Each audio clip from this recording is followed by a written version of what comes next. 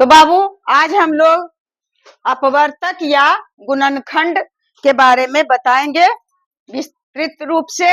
एकदम आप लोग कितना भी क्यों कुछ नहीं जानते होंगे तो आप लोग एकदम जान जाइएगा अपवर्तक क्या है और गुणनखंड क्या है। अपवर्तक का ही दूसरा नाम गुणनखंड है, चाहे अपवर्तक कहें या तो गुणनखंड कहें। अब शुरू से ही देखते हैं कि शुरू एक संख्या लेते हैं, संख्या को तो एक है, यानी कौन कौन संख्या से यह कट रहा है। तो एक का अपवर्तक कितना होगा, एक का इधर संख्या लिख देती हूँ, इधर संख्या और इधर अपवर्तक। अपवर्तक अपवर्तक कहे या तो गुणनखंड कहे, इसका दूसरा नाम यहाँ गुणनखंड करती हूँ, गुणनखंड।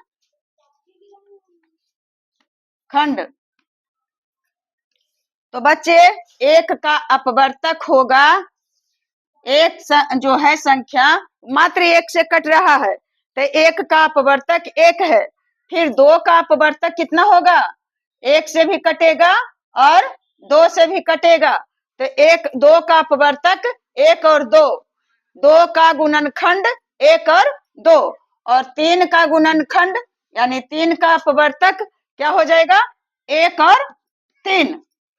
तीन का अपवर्तक या तो तीन का गुणनखंड एक और तीन होगा, और चार का गुणनखंड बाबू बहुत काम देगा, इसे अच्छे तरह से समझना है।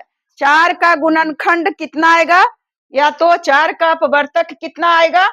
चार एक ऐसी संख्या है जो एक से भी कटता है, दो से भी कटता है और खुद चार से भी कटता है। और पांच का गुणनखंड कितना आएगा, पांच का गुणनखंड एक से भी कटेगा और पांच से भी कटेगा। छह का गुणनखंड कितना आएगा, तो छह का अपवर्तक, अपवर्तक कभी बोलती हूँ कभी गुणनखंड, इसका मतलब है कि मैं कुछ भी बोल सकते हैं, अपवर्तक कहे या गुणनखंड। तो छह का अपवर्तक एक से कटेगा, दो तिया छह दो से कटेगा, तीन दूनी छह तीन से कटेगा और खुद छह से कटेगा। तो छह का अपवर्तक कितना आया, एक दो तीन और छह। सात का अपवर्तक कितना आएगा, एक और सात। एक और सात के अलावा और किसी तीसरा संख्या से नहीं कटता है। उसके बाद आठ का अपवर्तक कितना होगा, आठ का अपवर्तक कितना होगा बताओ। आठ का अपवर्तक एक, दो से कटेगा, तीन से नहीं कटेगा, चार से कटेगा और उसके बाद खुद आठ से कटेगा। तो आठ का अपवर्तक एक दो चार और आठ हो गया। बच्चे नौ का अपवर्तक कितना होगा, अगर दिखाई नहीं दे रहा होगा नीचे में तो उसे सुन करके समझेंगे। नौ का अपवर्तक होगा एक, एक नंबर नौ, उसके बाद तीन, तीन तिया नौ और उसके बाद खुद नौ, यानी नौ का अपवर्तक एक दो तीन। तीन संख्या है, कौन कौन है, एक है, तीन है और नौ है। आठ का अपवर्तक एक दो चार, एक दो तीन चार, संख्या में गिनेंगे तो चार संख्या है और कौन कौन है, एक दो चार और आठ। 10 का अपवर्तक निकालते हैं बच्चा, तो 10 का अपवर्तक है एक और दो पचे 10, दो और पांच दूना 10, पांच और 10 इकाएं 10 है, यानी 10 संख्या एक से कटता है, दो से कटता है, पांच से कटता है और 10 खुद से कटता है। तो इसका अपवर्तक एक दो पांच और 10 है और टोटल कई अंक है, एक दो तीन चार अंक है, तो चार संख्या है। तो इस तरह से हम लोग अपवर्तक जान गए हैं कि अपवर्तक कहेंगे उस संख्याओं को जो जो संख्या दी हुई संख्या को काट रहा है, काटना के मतलब विभाजित कर रहा है। अब हम आगे बढ़ते हैं और यहाँ से मिटाते हैं। आप लोग समझ लिए होंगे, या तो दिमाग में नोट कर लिए या तो कॉपी पर नोट कर लिए होंगे। और अब मैं बढ़ती हूँ, ब्लैक बोर्ड छोटा है बाबू तो मिटाना पड़ता है। अब है 11, 11 अगर लेते हैं संख्या को तो 11 कटता है सिर्फ एक से और 11 से। 12 अगर है तो 12 संख्या कटता है एक से 2 से, 3 से, 4 से, 6 से और खुद 12 से। यानी 12 का अपवर्तक 1, 2, 3, 4, 6 और 12। 1 बरही 12, 2 छक 12, 3 चौक 12 और 4 तिया 12 और 6 दूना 12 और 12 इकाई 12। यानी ये सभी गुणनखंड है, 12 के गुणनखंड है और अपवर्तक भी है। अपवर्तक का ही दूसरा नाम गुणनखंड है। और इसके बाद 13 का अपवर्तक अगर निकालते हैं 13 का, तो 13 का अपवर्तक मात्र 1 है और 13 है। फिर 14 का अपवर्तक निकालते हैं तो कितना आता है? 1 और 2, 2 सते 14, फिर 7 और उसके बाद खुद 14। और 15 का अपवर्तक निकालते हैं तो 1 है, 3 पचे 15, 3 होता है, 5 तिया 15, 5 होगा और 15 का 15 है, 15 से भी विभाजित होगा। तो 15 का अपवर्तक 1, 3, 5 और 15 हुआ। तो मेरे बच्चे अब आप लोग धीरे धीरे समझ गए होंगे कि अपवर्तक क्या होता है, अपवर्तक किसे कहते हैं। अब 16 का अपवर्तक निकालते हैं। 16 का अपवर्तक तो 1 से भी कटता है, 2 से भी कटता है, 3 से नहीं कटेगा, 4 चौके 16, 4 से कटेगा, 5 और 6 से नहीं कटेगा, 7 से नहीं कटेगा, 8 दूना 16, 8 से कटेगा और फिर 16 का ही 16, 16 से कटेगा। यानी इसका संख्या जो है एकदम निश्चित है, इसमें घटोतरी बढ़ोतरी नहीं कर सकते हैं, इसमें ना तो कम कर सकते हैं और ना तो बढ़ा सकते हैं चाह करके भी, क्योंकि इसका संख्या निश्चित होता है कि 16 1 के अलावा, 2 के अलावा 4 और 8 16 के अलावा और कोई संख्या नहीं है जिसे जिस संख्या से 16 विभाजित हो सकता है। इसलिए इसका अपवर्तक 17 का अपवर्तक क्या होगा? 17 का अपवर्तक होगा 1 और 17 खुद। 1 और 17 के अलावे यह 17 किसी से नहीं कटेगा। और 18 अगर है तो 18 को काट देगा कौन कौन? कौन कौन काटेगा? 1 से कटेगा, 2 नमा 18, 2 से कटेगा, फिर 3 तिया 9, 3 चौक 12, 3 छक 18, 3 से कटेगा और फिर 6 तिया 18 कटेगा और 9 दूनी 18 कटेगा और उसके बाद फिर 18 खुद से कटेगा। अब 19 का अपवर्तक निकालते हैं तो 19 तो ऋण संख्या है, इसका अपवर्तक 1 और 19 खुद है। और 20 का अपवर्तक तो 1 से कटेगा, 2 से कटेगा, 3 नहीं, 4 नहीं, 4 पचे 20, 4 से कटेगा और फिर 5 से कटेगा और 5, 6, 7, 8, 9 नहीं, 10 से कटेगा और फिर खुद 20 से कटेगा। इतना लंबा स्तर से बताने का मतलब क्या है? इसका तात्पर्य मेरा है कि इतना उदाहरण देने से आप लोग समझ गए होंगे कि अपवर्तक किसे कहते हैं, अपवर्तक क्या है, गुणनखंड क्या है। तो अब इसमें आप अपने खुद से 21 का अपवर्तक, 22 का अपवर्तक, 23 का अपवर्तक, 24 का अपवर्तक, 25 का अपवर्तक, यानी कोई भी संख्या आप 50 तक के, 100 तक के निकाल सकते हैं इधर संख्या दे करके, और कुछ सोचेंगे कि कौन कौन संख्या से कटेगा। और एक बात और जान ले बच्चे कि एक ऐसी संख्या है जो दुनिया में कोई भी संख्या है उसे सबको काटता है। एक इतना स्वतंत्र संख्या है जो सबको विभाजित करता है। और खुद मान लिया 11 है तो 11 एक काट रहा है 11 को और 11 खुद अपने से कट रहा है, यानी एक और स्वयं से सभी संख्या कटता है। अपवर्तक एक और स्वयं जो संख्या दिया हुआ रहेगा वह और सिर्फ एक, दोनों संख्या जो है वह दोनों अपवर्तक रहता है प्रत्येक संख्या का। और बाकी फिर सोचना है कि कौन संख्या किसको विभाजित कर रहा है। इस तरह से अगर अपवर्तक जान गए हैं तो फिर अपवर्तक विधि से हम लोग लघुत्तम समापवर्त निकालेंगे, अपवर्तक विधि से हम लोग महत्तम समापवर्त निकालेंगे। इसे जान लेने के बाद आप लोग बहुत इससे बहुत फायदा होगा, क्योंकि हम लोग जो भी निकालते हैं लघुत्तम निकालते हैं, लघुत्तम समापवर्त तो सिर्फ भाग विधि से। और अगर यहाँ अपवर्तक कोई नया शब्द आ गया तो लगे अपवर्तक है क्या, कुछ नहीं है। अगर जान लेंगे कि जो शब्द है उसके बारे में तो आपको थोड़ा भी दिक्कत नहीं होगा। तो मुझे लगता है कि अब अपवर्तक के बारे में आप लोग समझ गए होंगे। तो अब अगले इसी में मैं बताऊंगी अपवर्त, अपवर्तक और अपवर्त। इसमें और एक बात जान ले कि अपवर्तकों की संख्या निश्चित होती है, इसमें हम घटाव बढ़ाव नहीं कर सकते हैं। अपवर्तक जितना है उतना ही रहेगा, ना तो इससे कम होगा और ना ही तो इससे अधिक होगा।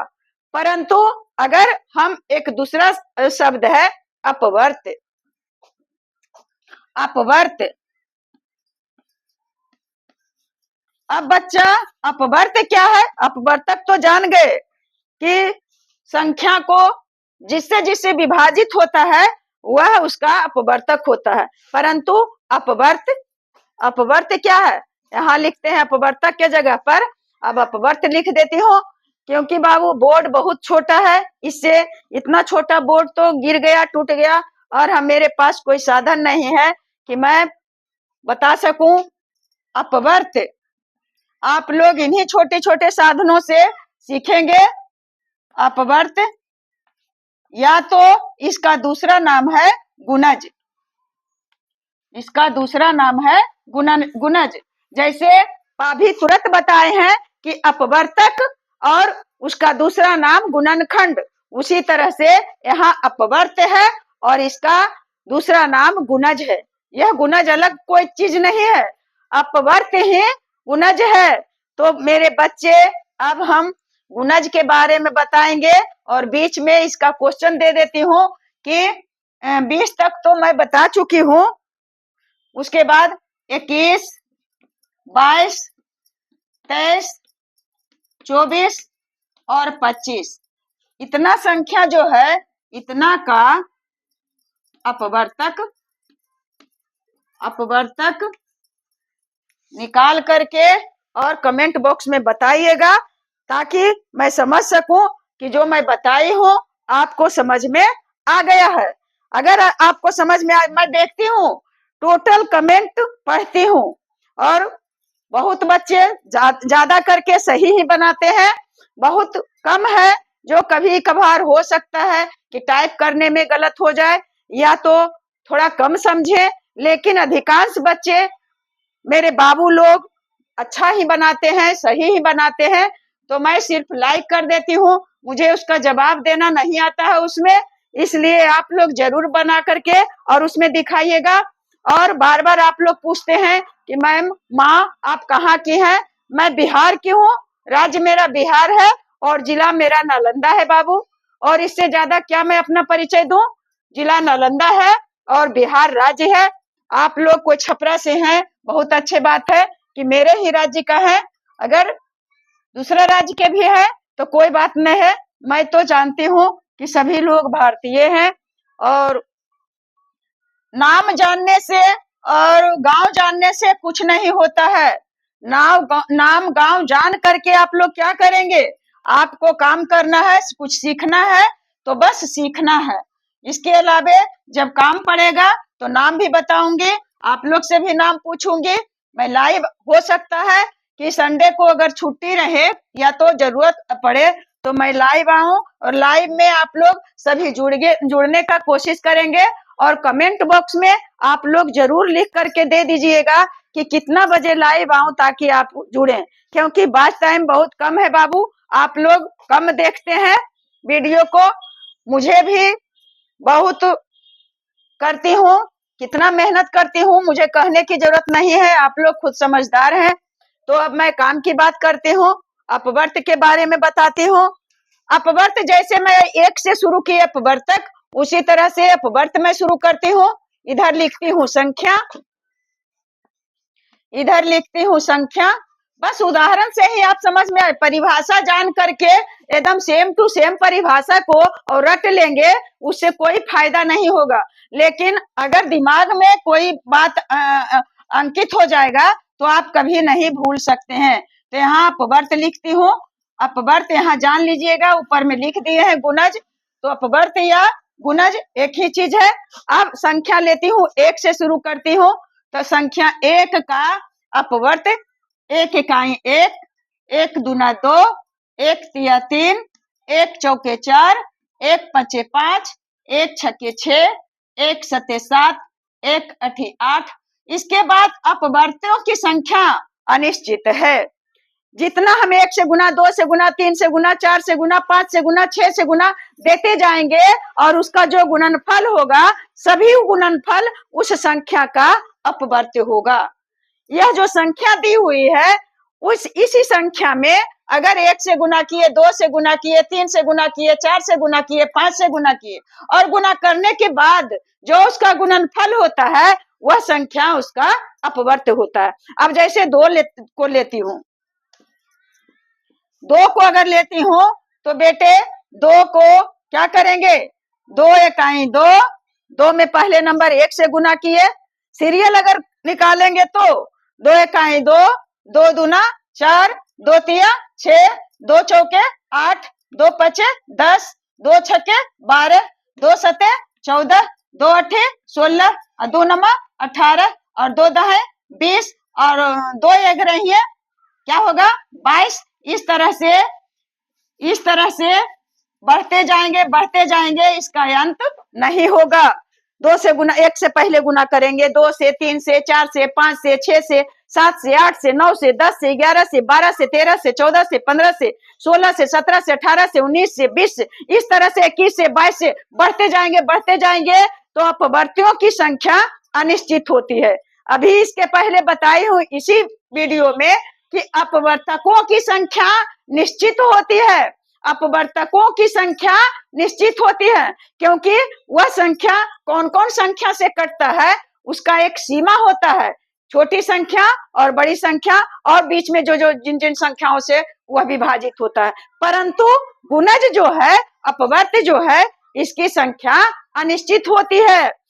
अगर ऊपर में दिया हुआ रहेगा कि हाँ नीचे निम्नलिखित संख्याओं के 5-5 अपवर्त्य लिखें, 6-6 अपवर्त्य लिखें या 10-10 अपवर्त्य लिखें, तब हम 10 अपवर्त्य को निकाल करके छोड़ देंगे।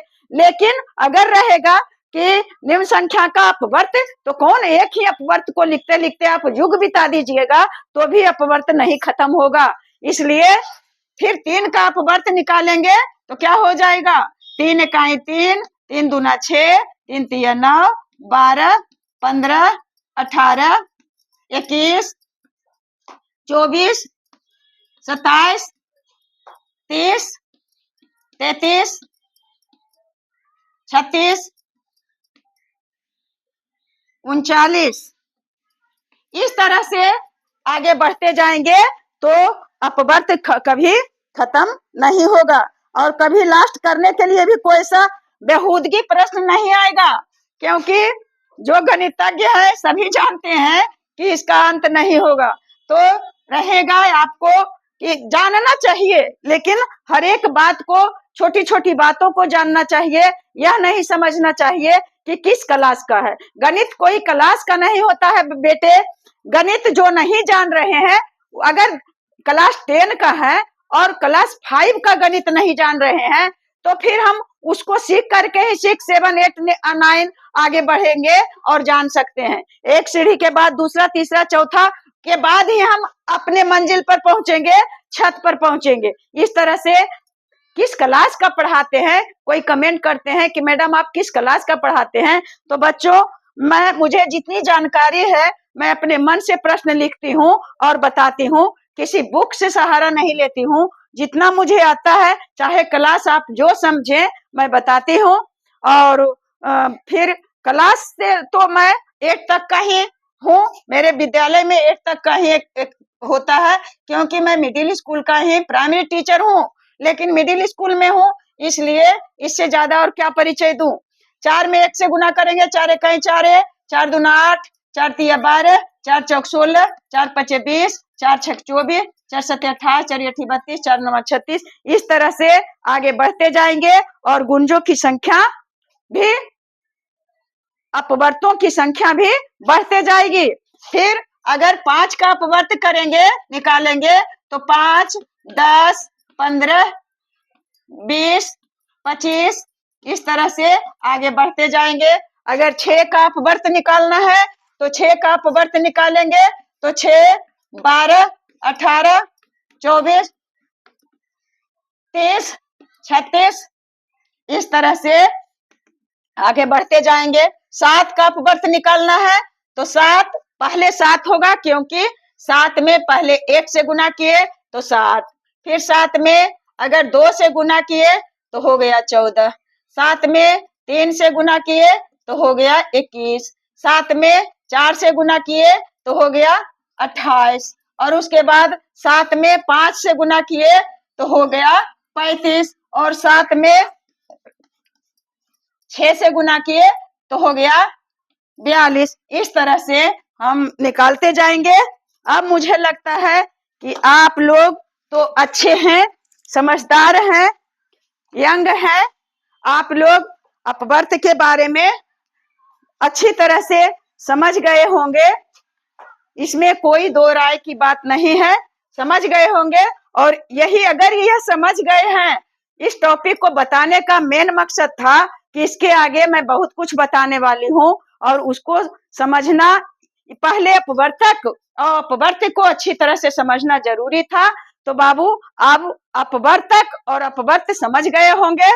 अब इसमें मेन रूप से निष्कर्ष क्या निकला कि अपवर्तकों की संख्या निश्चित होती है, उसमें न तो घटा सकते हैं न तो बढ़ा सकते हैं, परंतु गुणजों की संख्या, अपवर्तियों की संख्या अनिश्चित होती है, उसे कितना भी ले जाएं। हाँ, अगर दिया हुआ रहेगा कि 5 अपवर्त निकालें, जैसे अब इसको मिटाती हूँ, अब आप लोग समझ गए होंगे। मान लिया जाए कि यहाँ दे दिया जाए कि 25 का 5 अपवर्त लिखें या बताएं, तो क्या करेंगे? 25 का अपवर्त निकालेंगे तो लिखेंगे 25 का अपवर्त, सबसे पहले पहला अपवर्त ही देंगे। 25 का अपवर्त क्या हो जाएगा? 25 खुद 25, क्योंकि 25 में 1 से गुना किए, 50, 75, 100 और 125 हो गया। क्योंकि ऊपर में दिया हुआ है कि 5 अपवर्त बताएं, तो 1, 2, 3, 4, 5 तो हो गया। 5 अपवर्त ही बताने का था, 5 अपवर्त बता दिए। इस तरह से अपवर्तकों की संख्या निश्चित और अपवर्तियों की संख्या अनिश्चित होती है। अब लास्ट में मैं आप लोग से अनुरोध करूंगी, मुझे हक है, मुझे अधिकार है, क्योंकि मैं इतना बताती हूँ आप लोग को, ना मुझे आप लोग पहचानते हैं न तो मैं आप लोगों को पहचानती हूँ, लेकिन मानवता के नाते बच्चा मैं आप लोग के लिए परिश्रम करती हूँ। मैं खुद अपने आप से मोटिवेट हुई हूँ कि मुझे कुछ करना चाहिए और मुझे बताना चाहिए, ताकि मुझे भी आप लोग जाने समझे और मैं आपसे कुछ मांगने का क्या हकदार बनूंगे। यहाँ कुछ क्वेश्चन दे देती हूँ और इस क्वेश्चन को आप लोग कमेंट बॉक्स में इसका जवाब देंगे। अरे बच्चा, कमेंट बॉक्स में जवाब देना और लिखते हैं कि 1, 5, 6, 7, 8, 9, 10, 11, ज्यादा नहीं, बस 10 तक के अपवर्तकों